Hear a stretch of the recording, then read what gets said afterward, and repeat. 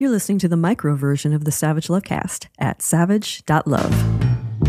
If you're stuck in a relationship quandary, or if you're looking for sexual harmony, well, there's nothing you can't ask on the Savage Lovecast. So way back in 2012, former Republican Senator Rick Santorum of Pennsylvania, my old college roommate, was running for president. And for 5 minutes, he was the front runner, which resulted in a lot of Santorum surging headlines. And if you knew, you knew. And the people who wrote those Santorum surges in Iowa headlines, they were media people. So they knew.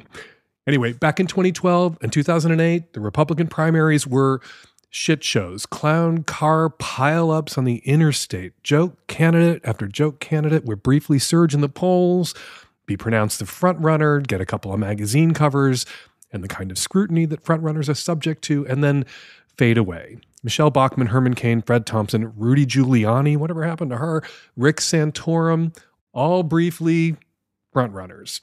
But in 2008 and 2012, Republican voters came to their senses. They flirted with lunatics like Bachmann and Santorum, but nominated John McCain in 2008 and Mitt Romney in 2012, which is why everyone in 2016 was, for the longest time, convinced that Trump would not be the Republican nominee, like Bachmann or Santorum or Giuliani. Trump may have been in the lead, but surely Republican voters would come to their senses and nominate some governor or senator, not the rapey clown in the orange rapey clown makeup.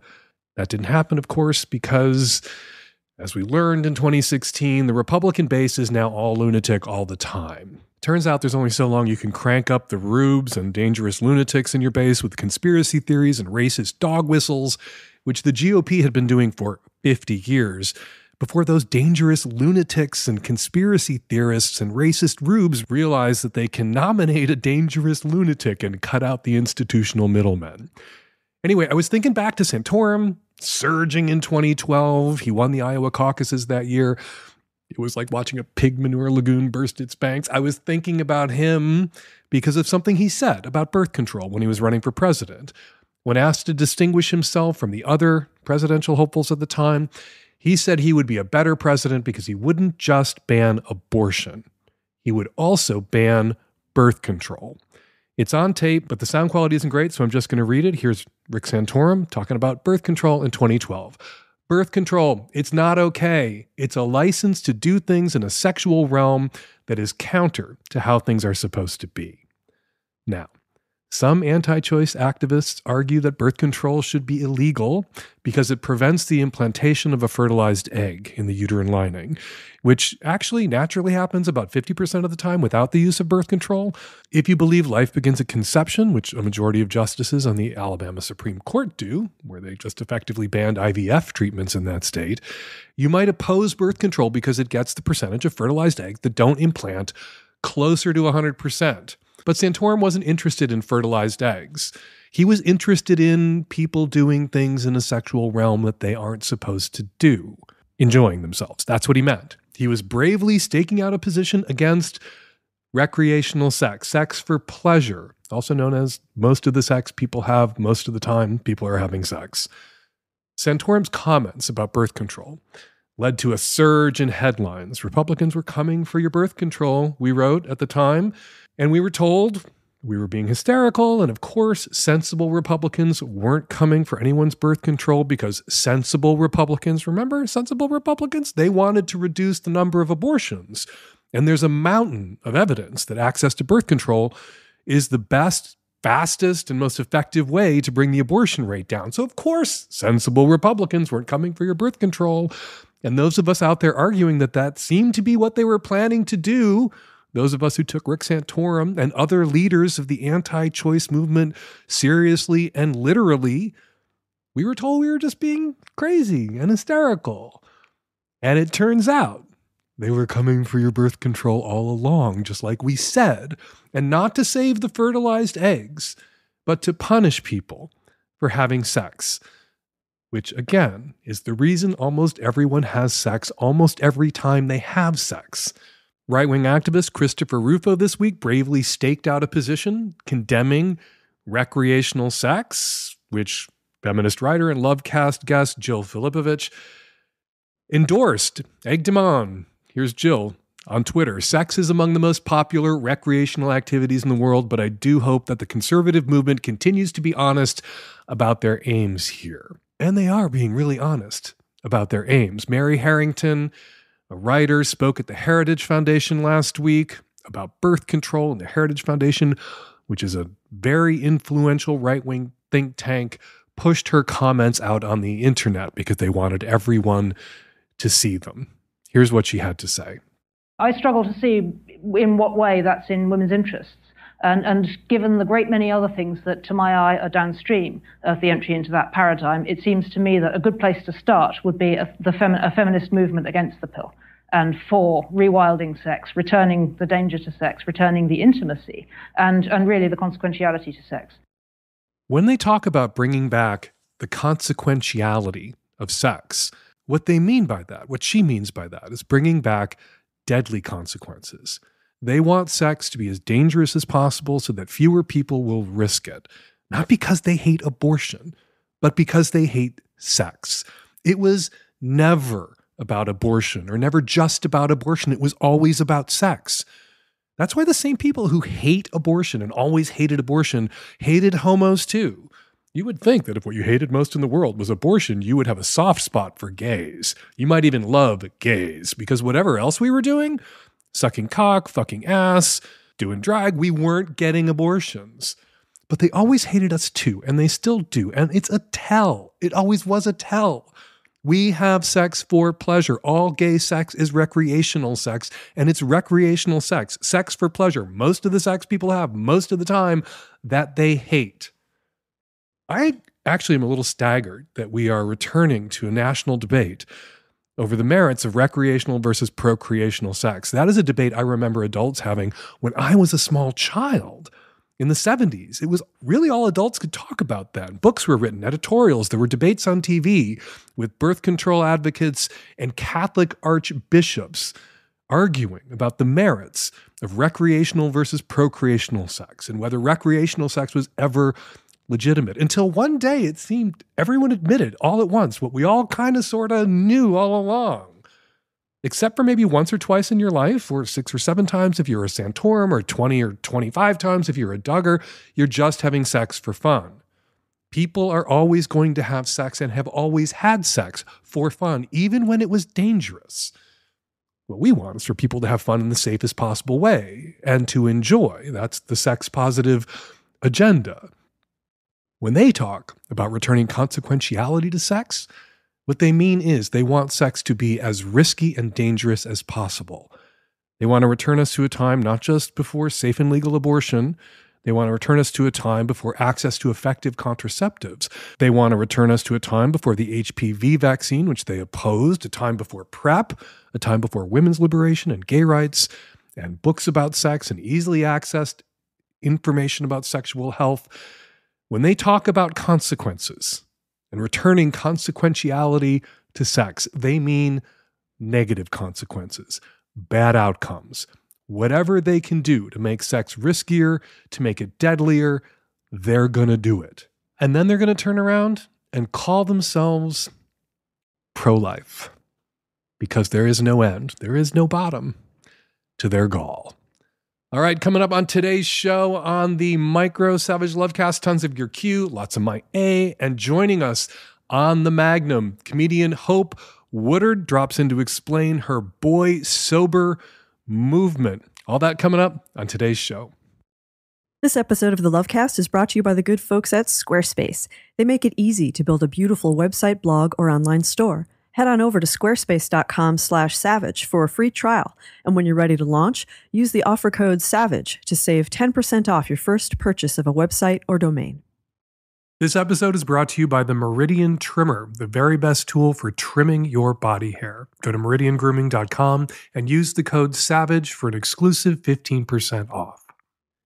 We're partnering with No CD to raise awareness about OCD. Imagine having unwanted thoughts about your relationship stuck in your head all day no matter how hard you try to make them go away. That's OCD. Breaking the OCD cycle takes effective treatment. Go to nocd.com/savage to learn more. Hi, everybody. I'm calling in around the time of the Super Bowl, as I'm just curious to know, where did stereotypes about gay men in particular not being interested in sports come from? A guy I know who's gay was asking him if he was going to watch the Super Bowl, and he said to me something along the lines of, "Are you kidding? I'm gay." So I was just wondering, what's up with this stereotype? I didn't watch the Super Bowl. I watched Couple to Thruple on Peacock. And if somebody had burst into the house like the Kool-Aid Man through the wall to demand a quick answer as to why our television was not on the Super Bowl but was on Couple to Thruple, I'm sure that me and my husband's boyfriend would have looked up from the couch and said, "We're gay?" That's the shorthand answer. We are not interested in pro sports. We're not interested in the Super Bowl. As stereotypes go, gay men aren't interested in pro sports. There's several 100 million grains of sand there, 100 million grains of truth there. Most gay men aren't interested in pro sports. What I think is the question we should be asking is why so many straight men are so interested in pro sports. Why do so many straight men have these insane parasocial relationships with pro athletes? Why are so many straight men obsessed with what to me looks like, or not obsessed with, but living vicariously through pro sports? What sort of emotional and homosocial needs do pro sports meet for straight men that gay men who get their homosocial needs met in very different ways aren't as reliant on? I think there's an interesting question and an interesting tell. As a gay man, I can touch another man, throw my arm around another man, hug another man without the Oakland Athletics or the Chicago Cubs having to score a run or a touchdown or get the ball in the basket. But there's a lot of straight guys out there who are really hungry for connections with other men and to have those kinds of friendships. And also, I think that kind of friendly, but not necessarily sexual touch. And yeah, this is how they get it. There are lots of straight guys on Sunday who watched the game who got hugged by other men.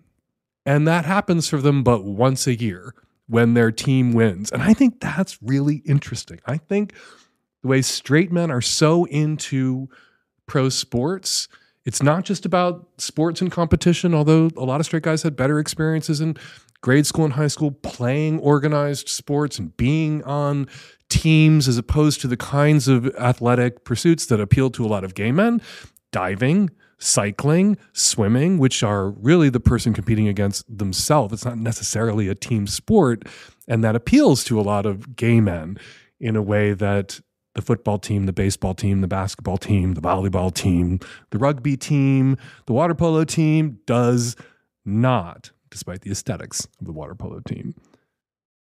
Anyway, yeah, I don't think the question should be what's up with gay men and why don't they like watching the Super Bowl, or why aren't they watching the Super Bowl? I think the real question we need to be asking is, why are so many straight men watching the Super Bowl? Hi, Dan. I have a question about my dad, some family drama. I've never had to deal with this before, so I'm hoping that you could help. Last summer, for context, my dad met someone, a female, who's roughly 20 years younger, and was living out of her car at the time. She's an ex-stripper and has shown signs of psychological illness. She was arrested in the fall for trespassing and she was having a schizophrenic episode on a neighbor's property, accusing him of harboring her children and putting them to work. So she was arrested and taken into the psychological unit in the hospital, and apparently she got out or was released because my dad has invited her to live with him. He lives alone. He's almost 60. He's been single for a really long time. This woman looks like his type or people that he's dated in the past. And she's a massage therapist. She massages my dad, apparently. And he says, like, oh, I'm just, like, doing the Christian thing by taking this person in who needs housing. And also, I like the company, and she cleans my house, and she massages me, and I'm not interested romantically, but, like, that can't be true because it's my dad. Like, he's a man.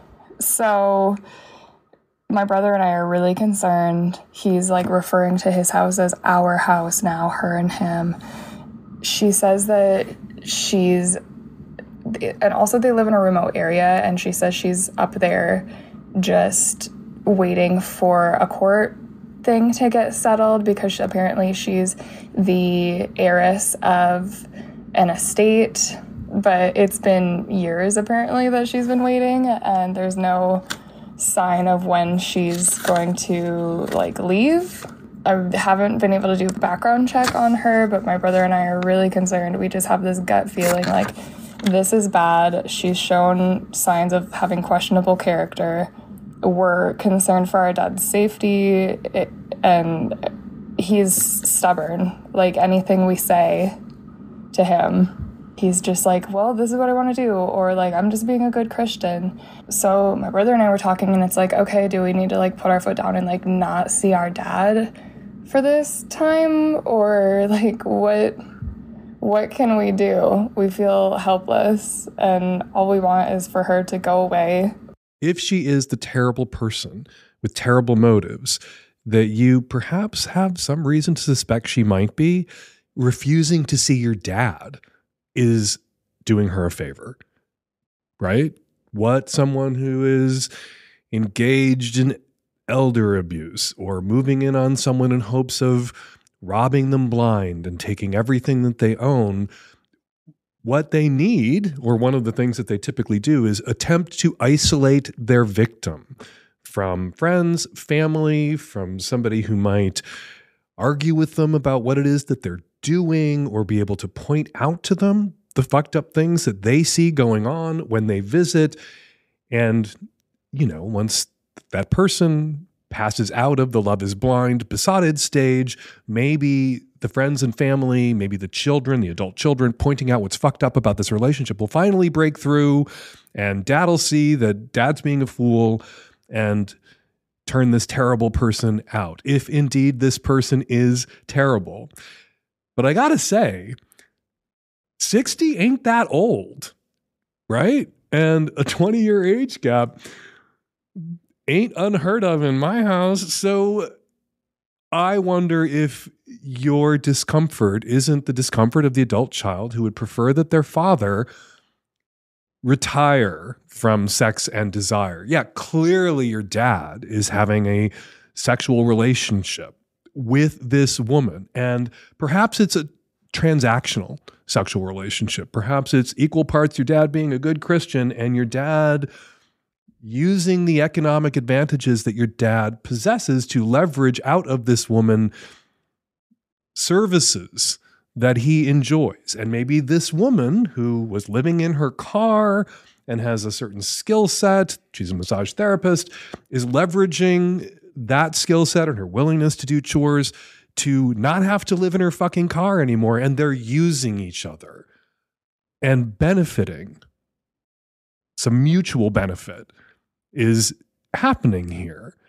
What you want to watch out for is anything exploitative. You want to watch out for your dad's credit history. You want to make sure your dad's social security number isn't tattooed on this woman's thigh yet. You want to be there for your dad and just say, hey, look, this is great. You have companionship. You're getting massages. You enjoy her company. We want you to be happy. We don't want you to be lonely or isolated. But you know what?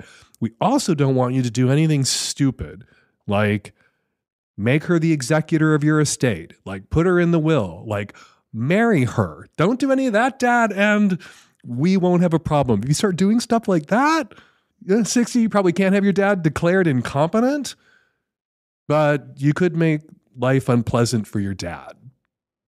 And you could make life unpleasant for this woman if you think this woman is exploiting your dad by showing up and getting in your dad's face about what you see that is going on. And based on just what you said, though, I don't see anything necessarily terribly problematic going on. He's not giving her money. He's not buying her shit. He's not marrying her. He's just letting some woman who needed a place to stay live in his house. You should spare a little bit of concern for her to make sure your dad isn't exploiting her in a way that is harmful to her. I think you should think about that just a little bit too, as much as you might not like this woman, as much as the red flags that are waving in front of your face, the concerns that I think are legitimate that you have about what her long-term strategy might be. Totally legitimate, but also spare a moment to think about whether your dad is the asshole here, which is possible. But keep showing up. Don't cut your dad off. Don't refuse to see your dad because you don't like his 40-something girlfriend and you don't approve of the relationship that he as an adult has entered into of his own free will, even if it is a kind of transactional relationship. And don't assume that just because your dad enjoys having the house clean and enjoys these massages and enjoys this woman company, that he's falling in love with this woman or interested in her romantically. You say, your dad is a man. Have you met men? Men are perfectly capable of accepting massages and housework and enjoying the company of women that they don't have deep romantic feelings for. That's something men often get dinged for or criticized for. So just because your dad is hanging out with this woman doesn't mean your dad is necessarily in love with this woman. Have that conversation with your dad too. What is it? You go to your dad. What is it that you need to see from your dad so that you are more comfortable with this relationship and with this woman living in the house? What assurances do you want from your dad that will make you more comfortable and then more open to, even if this woman annoys you, we all have family members who annoy us, that we make the best of those relationships to keep the peace with other family members who are less annoying. What do you need to see from your dad?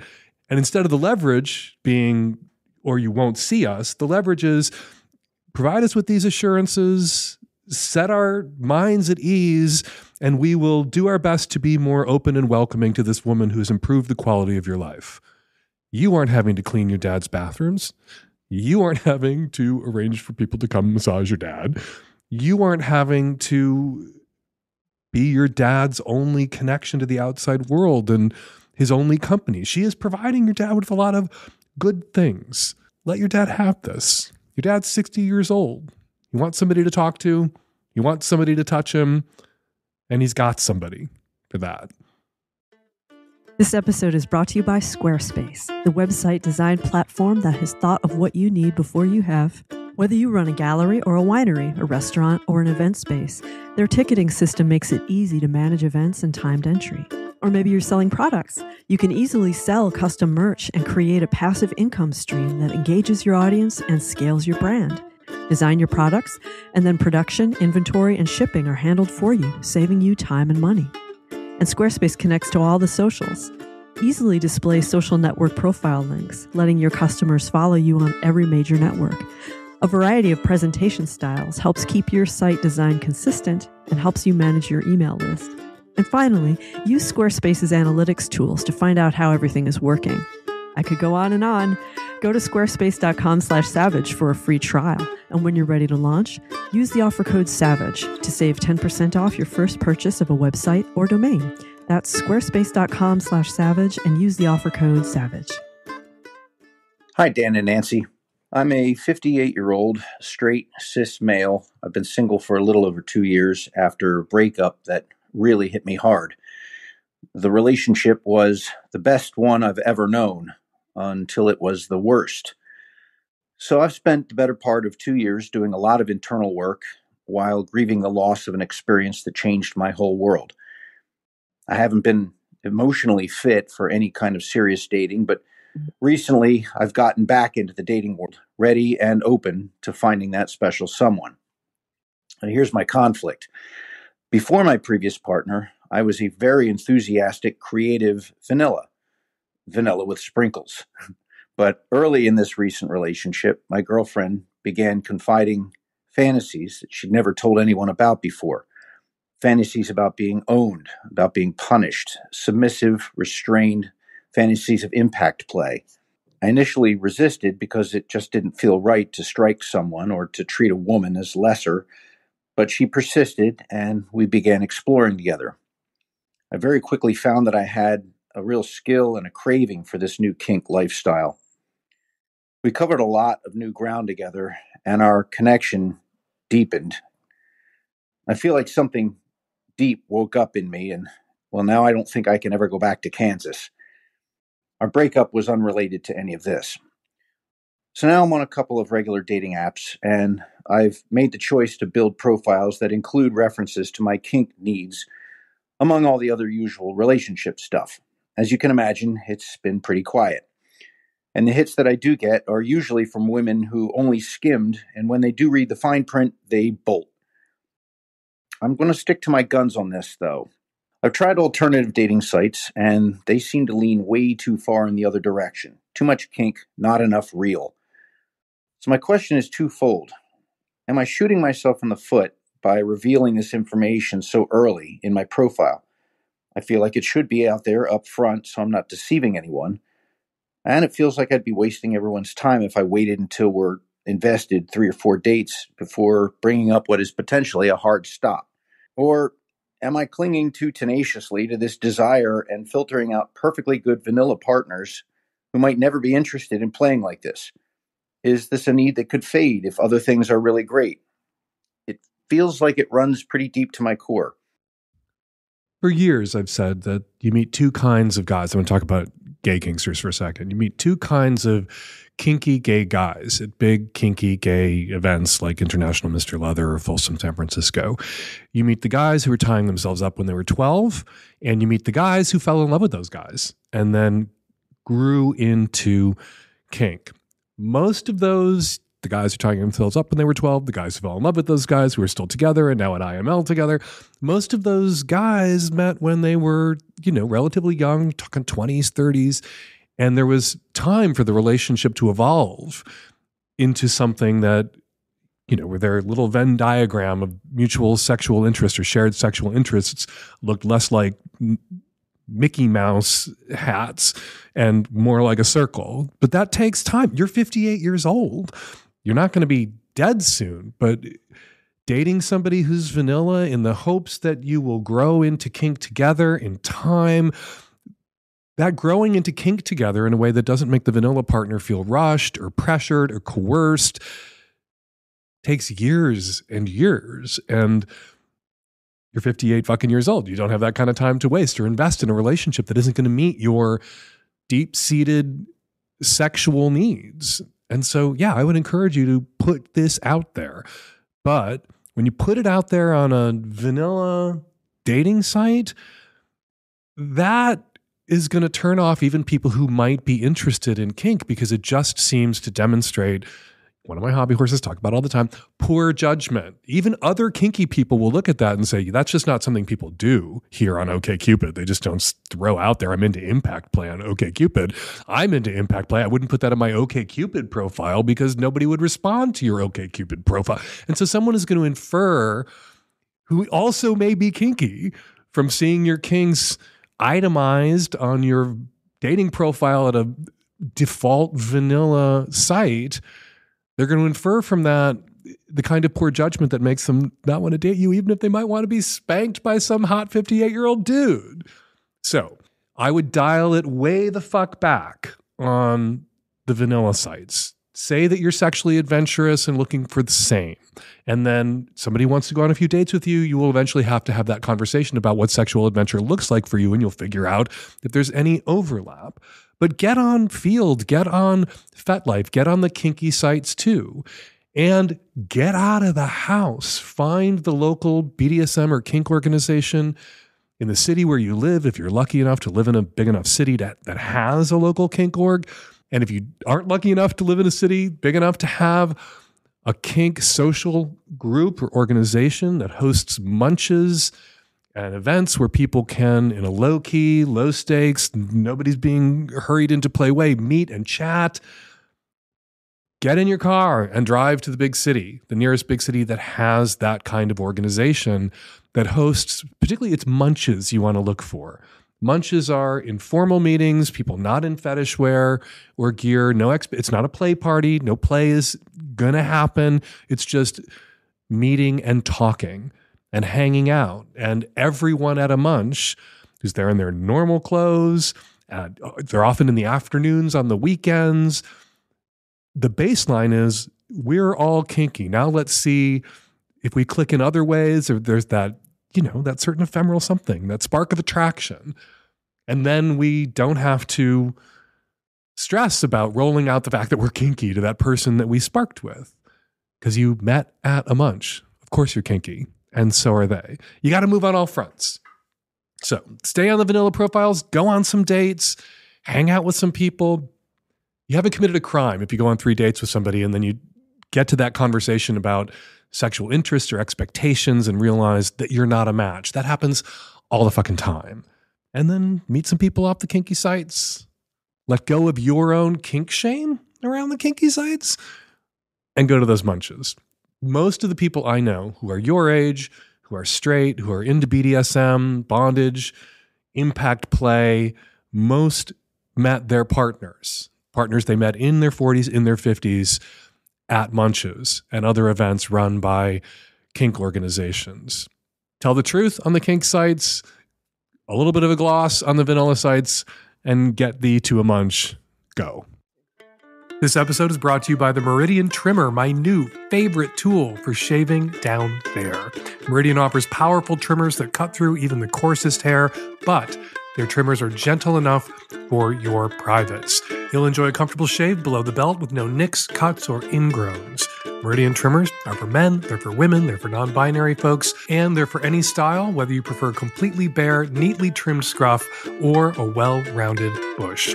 This high-quality waterproof trimmer is fitted with a 6,000 RPM motor, safe ceramic blades, and an anti-nick shaving guard. And Meridian has so many happy customers, over 1,000 5-star reviews online.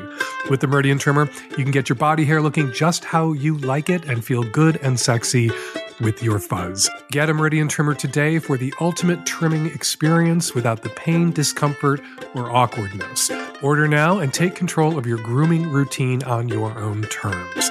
Listeners of the Savage Lovecast get an extra 15% off your order using the coupon code SAVAGE. Go to MERIDIAN grooming.com and use the code SAVAGE for an exclusive 15% off. You deserve a better and safer below-the-belt trimming experience, and with Meridian Trimmer, you can get one today. Hey, Dan. Late 50s gay guy from the Midwest here. My problem is that I can't orgasm with my partner. We've been together for 16 years, and for most of those years, our sex life was great, and I had no problem coming with him. But the last couple years, our sex life has gotten pretty routine and, to be honest, boring. And I was having a hard time finishing with him. And I've talked about it with him and let's mix things up. Let's change the script. And he's down for all of that. And he's been super understanding. He doesn't take it personally if I don't finish. And sometimes he doesn't finish. But it hasn't been a problem for me for most of our relationships. So it's kind of getting in my head. I have no problem finishing when I'm masturbating on my own. It does take me a little bit longer than when I was younger, and I need to apply a bit more pressure, and maybe that's because I'm getting older. But anyway, it's been a year since I've actually orgasmed with him, and I'm kind of getting in my head right now. I don't know, what to do, and just wondering if you have any advice. If you can come when you wank, you should be able to come with your partner by wanking with your partner, or wanking next to your partner, or wanking on your partner. You have a huge advantage in that you're able to say to your partner, after 16 years and things kind of winding down in the last couple of years, you were able to say the 2 words that a lot of people feel they can't say to their sexual partner. I'm bored. and we need to do something about that. How can we shake this up? Your partner was really receptive to that feedback, probably because he was bored too. Sometimes you say I'm bored to somebody and they feel personally attacked and they feel like you're telling them that they're failing you as a sex partner. And sometimes you say, look, I'm bored. And they look at you and say, me too. And then you have that epiphany where you realize that you're going to have to link arms and create that sense of sexual adventure that was kind of built into the relationship early on. And then you coasted on for years. And then your sex life sort of ran on the fumes of that intensity of what everything was like when you first met for years after. Basically, the coasting stopped. And now you got to do something intentional together to kick it back in. What does that look like? You say that he's down for shaking it up, for breaking out of your routines, but you don't say how you shook it up or how you broke those routines, what you're doing and doing differently. It may be that you're just not doing enough differently and that your routines are only fractured, not broken. And so if there's more changes that you guys could make, adventures you could go on together, go to a sex club together. Even if you have a sexually exclusive relationship, you can have sex in a different kind of environment than your home and bask in the eroticism of this environment, the strangeness, the danger, get that adrenaline pumping along with the stress hormones, but also the endorphins, and then see if that doesn't push you over the edge. All that said, you're in your late 50s. Your dick is not the dick it was in your 40s or 30s or 20s or teens. Often, as men age, it becomes harder for them to climax, and rather than just accepting that they're going to have to work with that or dial it up in different ways to get themselves to the edge, they say, oh, there's something wrong with my relationship, or there's something fatally wrong with me, or I'm falling apart. And my prescription is to fire on all cylinders. When you're 20 years old and horny and with somebody, you often have to be careful that you don't accidentally come. When you're 50 and horny and with somebody that you're into, you find yourself kind of pushing toward that orgasm. You begin to worry not about accidentally coming, but accidentally not coming. And that's where you are. You may need now to add things that weren't a part of your sexual repertoire when you were 20 and 30 and in your 40s because they didn't need to be. Because getting to that point of orgasmic inevitability wasn't difficult. Or you spent the first 20 years of your sexually active life trying to not come too soon to last. And so you've carved this groove where subconsciously what you're thinking is, don't come too soon, don't come too soon. Not too much stimulation because we don't want to come too soon. And you may still be doing that at an age when now you need more stimulation to get yourself there. So, are you into tit play? Do you like having a butt plug in? Dirty talk.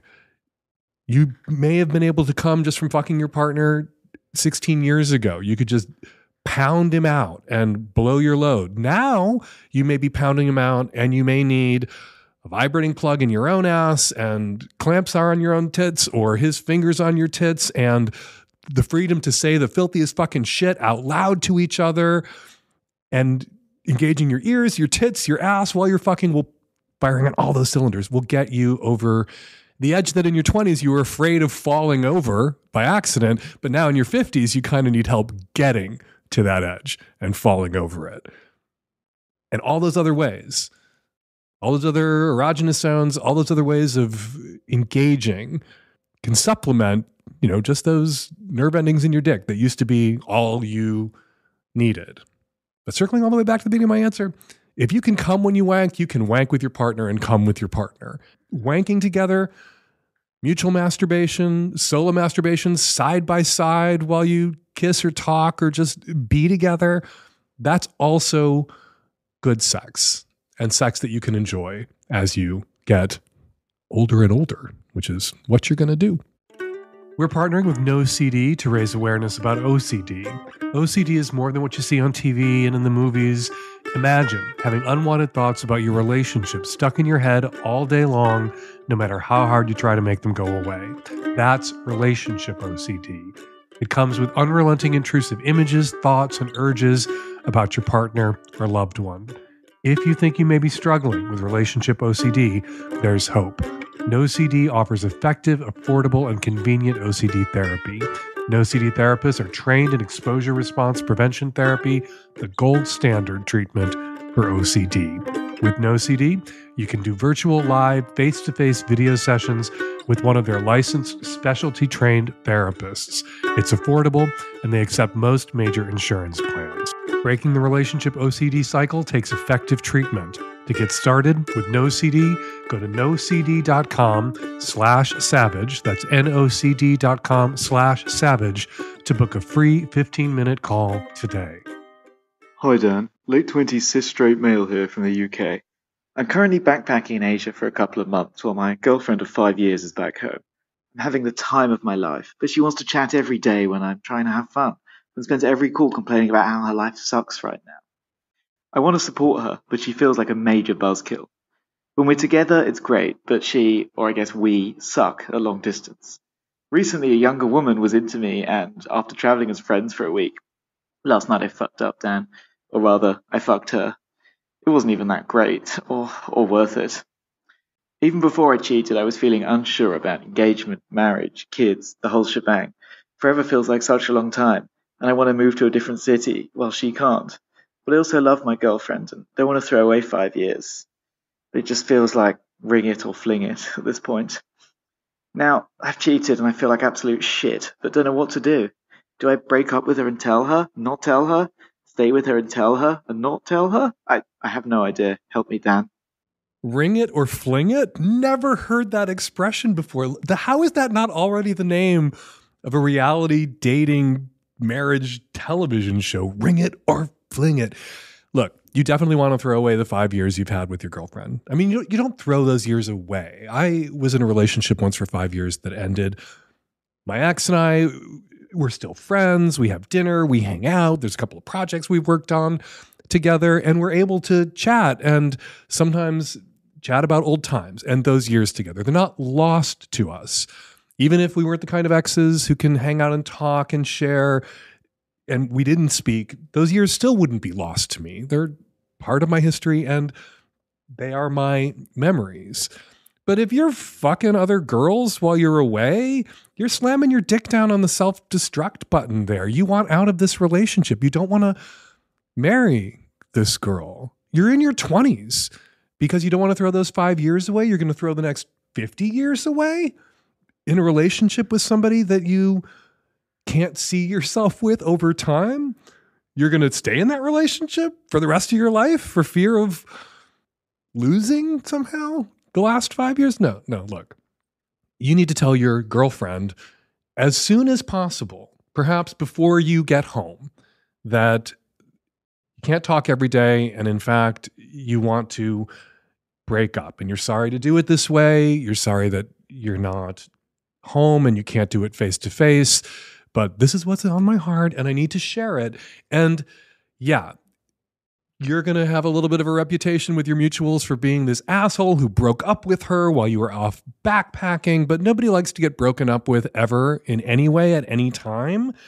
And your girlfriend, your ex-girlfriend at this point, could tell just as terrible a story about what an asshole you are if you wait until you come home from your backpacking adventure to break up with her, because she will know that that was a decision you made at some point on that trip and you were shining her on, you were leading her on, you were not being truthful with her and made her wait for you to get back before you told her. Just nobody likes to get broken up ever in any way, and they will always find some fault in how or when you decided to do it. So long as you're not ghosting her, as long as you're telling her the truth. And look at it this way. She may right now have met a man who could love her, who would ring it, not fling it for her, with her. And she passed on that guy because she's with you. And she's expecting that you will perhaps ring it as soon as you get back. And that's not the case. The sooner you set her free, the sooner she can grieve the terrible loss that is the loss of you, right? And move on and perhaps then meet somebody else who is right for her, who wants her in the way that she wants to be wanted and deserves to be wanted. You fucked somebody else on this backpacking trip already. You want out. Your dick wants out. You're leveraging yourself out of this relationship with your dick. You are Archimedes. Give me a place to stand and a lever, and I can move the place to stand is your vacation. The lever is your dick, and you've leveraged yourself out of this relationship. Don't draw it out. If you loved your girlfriend, if you like your girlfriend, if you want the best for her, you need to break up with her, and break up with her now. You need to fling it. So my question revolves around the topic of dick pics. Not so much the sending or receiving of them, whether they're appropriate or not, but actually within the term itself. Being that I think that it's a term that's kind of worn out and getting old. So in the spirit of queer innovation and coming up with new fun words and terms that, don't have to do with adding to the long list of the LGBTQI ABCDFG, I've come up with one that I personally find kind of quirky and fun, but I wanted your opinion first. So my vote is that we start using the word dicture, DIKTURE, as an alternative to that tired old term of dick pic. What do you think? I loved The Favorite, starring Olivia Colman and Emma Stone, because of course I did. It's about Queen Anne, one of the last Stuart monarch, and I'm a big fan of the Stuarts. Anyway, they used the expression in The Favorite, cunt struck, to mean that somebody was just so besotted with this woman that they were struck dumb, cunt struck, so attracted to this person they couldn't think clearly. And then, after hearing cunt struck for the very first time on The Favorite, I think whoever wrote the screenplay for The Favorite came up with that themselves. They used the expression cunt struck in an episode of Succession with Brian Cox, which I also loved. Anyway, I bring up cunt struck because when you said dicture, I didn't think a picture of a dick. I thought being dick sure. You're sure about this dick. You're sure you want this dick. I don't think your neologism is going to take off. Dick pic. It's good. It's percussive. It flies out of your mouth. You spit dick pic and everybody knows exactly what you mean. It's hard to get dicture to roll out of your mouth correctly. And it's confusing because it doesn't sound like picture. Dicture, to me, sounds like doesn't mean quite the same thing as cunt struck. Somebody struck dumb. They're so attracted to a vulva haver person that they are cunt struck. Dicture, not quite dick struck, but it sounds like somebody is really sure about that dick. That's some good dick. That's some dick I gotta have or I want to have again. The dick that man says he's bringing, it is for sure dick. It is good dick. It is dick sure. That's what I would hear every time somebody used dick sure instead of dick pic. So I say we stick with dick pic for those dick pics, but I say we take your, at least the hominin version, dick sure, we take it and we use it to mean good dick that you're sure about. Dick that's always hard when you need it to be hard. Dick you can rely on. Dick sure. So I approve, sort of. And yes, I am the neologism boss and the final and ultimate authority of all sexual neologisms. And so you get 50%. I like these two syllables side by side, dick sure. I just don't think they are going to mean what you hoped they would mean. Not going to mean dick pic. It's going to mean dick you're sure about. And that ruling is final. There is no court of appeals. I am the court of appeals and I am the Supreme Court and I'm issuing this ruling all at once. All right, before we get to this week's listener response calls, I want to share a couple of listener comments about last week's show posted at savage.love. In regards to our ongoing conversations about the disconnect and growing disconnect between men and women, says Snowflake, there are a lot of straight people out there, myself not included, who still think sex equals PIV that ends when the dude comes. And there are a lot of women, myself included, out there who don't usually come from PIV. It is an ongoing cultural problem, and it's one we're going to have to solve if we ever want to close the orgasm gap. The orgasm gap. Men and women, when they get together and have sex, he has an orgasm. Women, by and large, mostly, especially with new sexual partners, new encounters, do not. But there's no orgasm gap in even brand new hookups when you're talking about women getting together with women. So, guys, got to do something about that. Says by Dan Fan, this alternative Gen Xer simply can't hear the phrase slide into their DMs and not interpret it as stick your feet into their Doc Martens. And in the context of the woman who wants to rehome their fetish sandals, this association is hilarious indeed. Just thought I'd share. I'm going to spare you what pops into my head when someone says slide into their DMs. I've heard that once or twice in my head as slide into their BMs. I will let you wrestle with those mental images all by yourself. Not going to unpack that any further. Says Cruella DeFil, Dan, this week's intro may have been my favorite of all time. Thank you for pointing out that housing scarcity is the biggest barrier to equitable access to housing and that it's worse in blue cities and states. There are things we can do to make a difference. Every single election is an opportunity to vote for more housing. We can get involved in our local YIMBY groups, show up at city council meetings, and speak out in favor of more housing. Vote for candidates who want to allow market rate housing to be built to keep up with demand. All right, for more listener comments and more of my responses, check out Struggle Session, a weekly bonus column for Magnum subs, goes up every Thursday at savage.love. And every Thursday at the bottom of Struggle Session, you will find our Muppet-faced Man of the Week, just another perk for Magnum Savage Lovecast subscribers. And now, listener response calls. Response for the woman who went on the date with the guy who didn't respect her boundaries. I have a very different perspective on this situation. This woman was very clear before even going home with this guy what her boundary was, and he immediately tried to push that boundary without initially even asking. I think there is absolutely no scenario in which if somebody tells you what their boundary is, a person can try and progress past that boundary. It absolutely needs to be the person who set the boundary who makes the move if they change their mind on that boundary. So this guy simply did not listen to what she said. I've been in this situation so many times with shitty men who really just don't care what your boundary is and just want to do whatever they can to get what they want in that moment. So I think this guy sucks.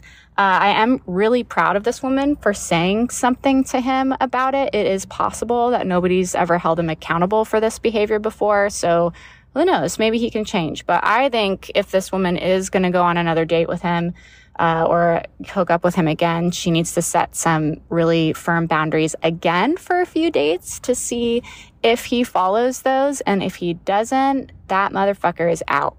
Hey Dan, I'm calling in response to episode 904, specifically regarding the question about why it might be that men fetishize women's feet more than women fetishizing men's feet.